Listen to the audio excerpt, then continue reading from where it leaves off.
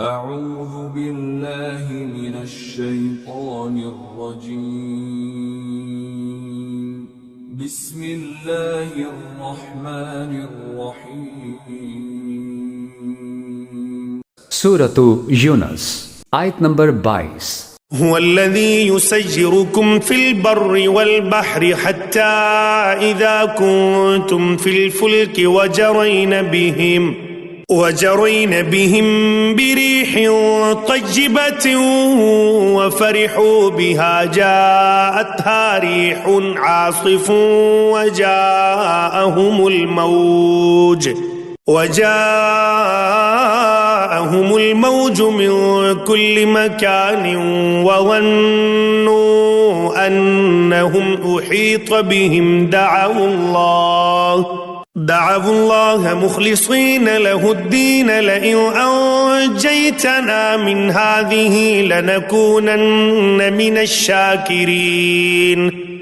ترجمہ، وہ اللہ ہی تو ہے جو تمہیں خشکی میں بھی اور سمندر میں بھی سفر کراتا ہے، یہاں تک کہ جب تم کشتیوں میں سوار ہوتے ہو اور یہ کشتیاں لوگوں کو لے کر خوشگوار ہوا کے ساتھ پانی پر چلتی ہیں اور لوگ اس بات پر مگن ہوتے ہیں تو اچانک ان کے پاس ایک تیز آندھی آتی ہے اور ہر طرف سے ان پر موجیں اٹھتی ہیں اور وہ یہ سمجھ لیتے ہیں کہ وہ ہر طرف سے گھر گئے، تو اس وقت وہ خلوص کے ساتھ صرف اللہ پر اعتقاد کر کے صرف اسی کو پکارتے ہیں اور کہتے ہیں کہ یا اللہ، اگر تو نے ہمیں اس مصیبت سے نجات دے دی تو ہم بالضرور شکر گزار لوگوں میں شامل ہو جائیں گے۔ تفسیر۔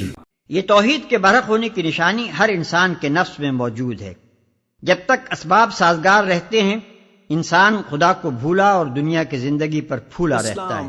جہاں اسباب نے ساتھ چھوڑا اور وہ سب سہارے جن کے بل پر وہ جی رہا تھا ٹوٹ گئے، پھر کٹے سے کٹے مشرک اور سخت سے سخت دہریے کے قلب سے بھی یہ شہادت ابلنی شروع ہو جاتی ہے کہ اس سارے عالم اسباب پر کوئی خدا کار فرما ہے اور وہ ایک ہی خدائے غالب و توانا ہے۔ آیت نمبر 23۔ فلما أنجاهم إذا هم يبغون في الأرض بغير الحق يا أيها الناس إنما بغيكم على أنفسكم متاع الحياة الدنيا ثم إلينا مرجعكم فننبئكم بما كنتم تعملون۔ ترجمہ، لیکن جب اللہ ان کو نجات دے دیتا ہے تو زیادہ دیر نہیں گزرتی کہ وہ زمین میں ناحق سرکشی کرنے لگتے ہیں۔ ارے لوگو، تمہاری یہ سرکشی در حقیقت خود تمہارے اپنے خلاف پڑ رہی ہے۔ اب تو دنیاوی زندگی کے مزے اڑا لو، آخر کو ہمارے پاس ہی تمہیں لوٹ کر آنا ہے، اس وقت ہم تمہیں بتائیں گے کہ تم کیا کچھ کرتے رہے ہو۔ تفسیر۔ فلما انجاہم اذا ہم یبغون فی الارض بغیر الحق، اور جب اللہ انہیں نجات دے دیتا ہے تو پھر وہ بغاوت کرتے ہیں زمین میں ناحق، پھر سرکشی ہے، پھر اللہ کے سوا اوروں کو پکارا جا رہا ہے۔ یا ایھا الناس انما بغیکم علی انفسکم، اے لوگو، اے انسانوں، تمہاری یہ ساری بغاوت اور ساری شرارت، اس کا وبال تمہاری اپنی جانوں پر آئے گا۔ متاع الحیات الدنیا، اور یہ دنیا کی زندگی کا تھوڑا سا ساز و سامان ہے، برتنے کی چیزیں جو تم برت رہے ہو۔ ثم الینا مرجعکم، پھر ہماری ہی طرف تم سب کو لوٹنا ہے۔ فننبئکم بما کنتم تعملون، پھر ہم تمہیں بتلا دیں گے جو کچھ کہ تم کرتے رہے تھے۔ آیت نمبر 24۔ انما مثل الحیات الدنیا كماء انزلناه من السماء فاختلط به نبات الأرض مما يأكل الناس والأنعام حتى إذا أخذت الأرض زخرفها وزينت وظن أهلها أنهم قادرون عليها أتاها أمرنا ليلا أو نهارا فجعلناها حصيدا كأن لم تغن بالأمس كذلك نفصل الآيات لقوم يتفكرون۔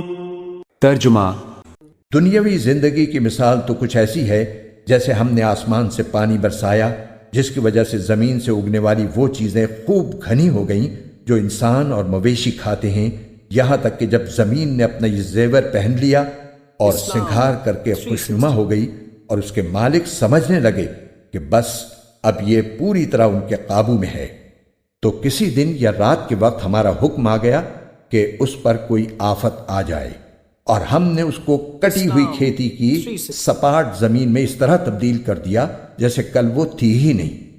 اسی طرح ہم نشانیوں کو ان لوگوں کے لیے کھول کھول کر بیان کرتے ہیں جو غور و فکر سے کام لیتے ہیں۔ تفسیر دنیا کی حالت بھی ایسی ہی ہے کہ اس وقت وہ بڑی خوبصورت اور سجی معلوم ہوتی ہے، لیکن اول تو کبھی قیامت سے پہلے ہی اللہ تعالیٰ کے کسی عذاب کی وجہ سے اس کی ساری خوبصورتی ملیامیٹ ہو جاتی ہے۔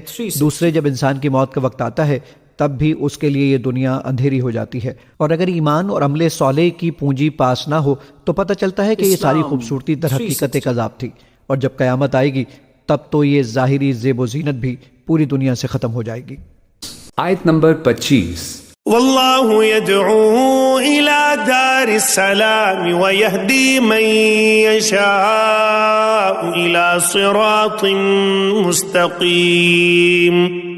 ترجمہ اور اللہ لوگوں کو سلامتی کے گھر کی طرف دعوت دیتا ہے اور جس کو چاہتا ہے سیدھے راستے تک پہنچا دیتا ہے۔ تفسیر سلامتی کے گھر سے مراد جنت ہے، چنانچہ اللہ تعالیٰ کی طرف سے دعوت تو تمام انسانوں کے لیے عام ہے کہ وہ ایمان اور عمل صالح کے ذریعے جنت حاصل کریں، لیکن اس تک پہنچنے کا جو سیدھا راستہ ہے اس تک اللہ تعالیٰ اسی کو پہنچاتا ہے جسے وہ اپنی حکمت سے چاہتا ہے، اور اس کی حکمت کا تقاضا یہ ہے کہ اسی کو پہنچایا جائے جو اپنے اختیار اور ہمت کو کام میں لا کر جنت کی ضروری شرائط پوری کرے۔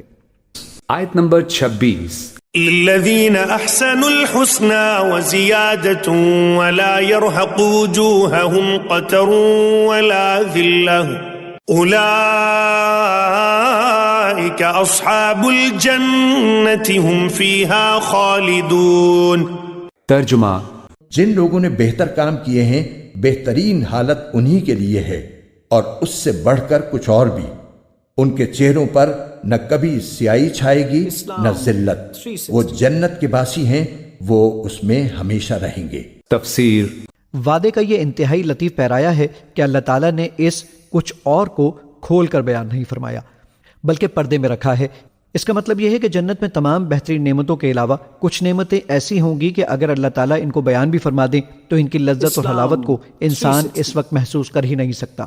بس انسان کے سمجھنے کے لیے اتنا ہی کافی ہے کہ اللہ تعالیٰ نے کچھ اضافی نعمتوں کا ذکر فرمایا ہے جو انہی کی شان کے مطابق ہوں گی۔ حضرت صلی اللہ علیہ وآلہ وسلم سے اس آیت کی تفسیر یہ منقول ہے کہ جب تمام جنتی جنت کی نعمتوں سے سرشار اور ان میں مگن ہو چکے ہوں گے تو اللہ تعالیٰ فرمائیں گے کہ ہم نے تم سے ایک وعدہ کیا تھا، اب ہم اسے پورا کرنا چاہتے ہیں۔ جنت کے لوگ کہیں گے اللہ تعالیٰ نے تو ہمیں دوزخ سے بچا کر اور جنت عطا فرما کر سارے وعدے پورے کر دیے ہیں، اب کون سا وعدہ رہ گیا؟ اس موقع پر اللہ تعالیٰ اپنا حجاب ہٹا کر اپنی زیارت کرائیں گے، اور اس وقت جنت والوں کو محسوس ہوگا کہ یہ نعمت ان تمام نعمتوں سے زیادہ لذیذ اور محبوب ہے جو انہیں اب تک عطا ہوئی ہے۔ روح المانی بحوالہ صحیح مسلم وغیرہ۔ آیت نمبر 27۔ والذین کسبوا السیئات جزاء سیئة بمثلها وترهقهم ذلة ما لهم من اللہ من عاصم كأنما اغشیت وجوههم قطعا من اللیل مظلما اولئک اصحاب النار هم فيها خالدون۔ ترجمہ رہے وہ لوگ جنہوں نے برائیاں کمائی ہیں تو ان کی برائی کا بدلہ اسی جیسا برا ہوگا، اور ان پر ذلت چھائی ہوئی ہوگی، اللہ کے عذاب سے انہیں کوئی بچانے والا نہیں ہوگا، ایسا لگے گا جیسے ان کے چہروں پر اندھیری رات کی تہیں چڑھا دی گئی ہیں، وہ دوزخ کے باسی ہیں، وہ اس میں ہمیشہ رہیں گے۔ تفسیر یعنی نیکیوں پر تو ثواب کئی گنا دیا جائے گا جس میں اللہ تعالیٰ کی زیارت کی وہ نعمت بھی داخل ہے جس کا ابھی ذکر ہوا، لیکن برائی کی سزا اسی برائی کے برابر ملے گی، اس سے زیادہ نہیں۔